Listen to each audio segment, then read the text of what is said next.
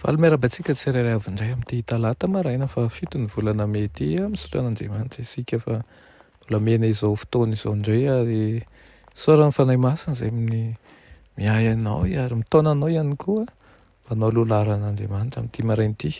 Alohan'ny hiderantsika ny amin'ny mofinainan'io dia hivavakantsika. Ry Tompon'Andriamanitra io mbola very mpisaorana anao izahay ary finaritra ny fonay satria faly izahay satria handray ianao ary ny teninao inonay tokoa fa hiaso ny fiainanay, amolavola zavatsoa amponay hananay fanantenana ny amin'ny fiavianao tsy ho ela any amin'ny raha ho any lanitra. Indray an'izany izay dia ampio ao ary avaoziny mba ho tany lonaka tokoa ny fonay ka raha vita izao fotoana izao dia tsy taka ny teo aloha fa azo hery avy aminao tokoa aminaran'i Jesosy, amen. Raha te mofinainantsika androany dia manao hoe ilay vatosoa sarobidy nalaina Mateo 7:10 dia ny 5:10 sy ny 6:10 manao toy izao aminaran'i Jesosy. Ary koa ny fanjakan'ny lanitra dia tahaka ny mpandranto anankiray izay mikatsaka vatosoa ary rehefa nahita vatosoa iray sarobidy izy dia lasa nivarotra ny fananany rehetra ka nividy azy. Amen.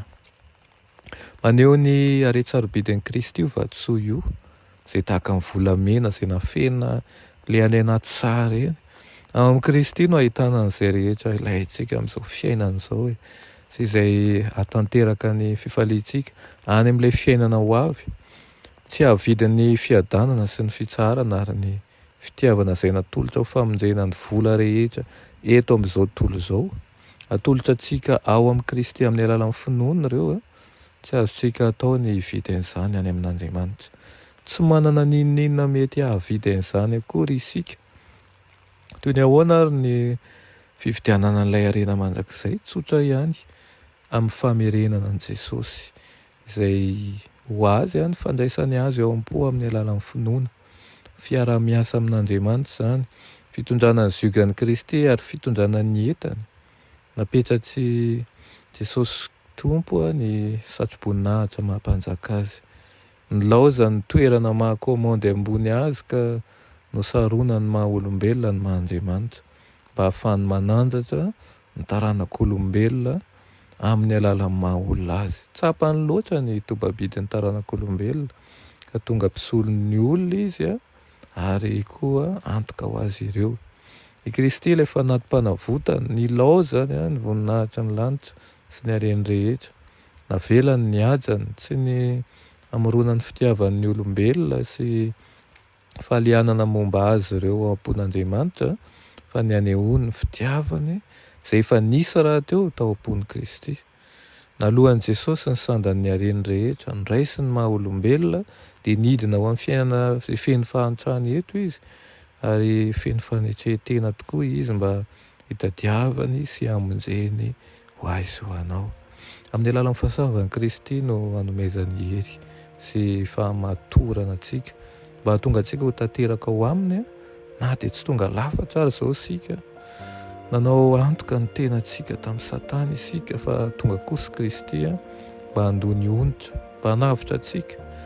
Tsy misy n'inona azontsika vidiana any amin'Andriamanitra fa ny fahasoavana rery ihany izay fanomezana maimaim-poana dia izany tokoa no hamonjeny antsika. Dia aoka ary hifaly ny fontsika, aoka ho amin'ny fanantenana, aoka tsy ho kivy, aoka ihany koa tsy aro fa na dia amin'ny fahasoavana na dia omena maimaim-poana izany famonjeny izany dia tena sarobidy tahaka ny vatosoa tokoa. Amen.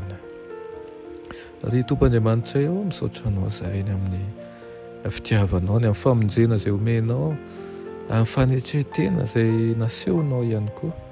Ampianaro izahay mba hahatsapa lalina izany fitiavanao izany ka hankalanay ny ota, hankalanay ny fahotana mba ahafahanay manaraka ny sitraponao. Dia foazo ny fomam-panahinay mba hanana fanavaozana vaovao indray miaraka aminao ka ireo izay matoritory anay ho foazonao satria efa akaiky ny fotoana hiavianao. Aminaran'i Jesosy, amen.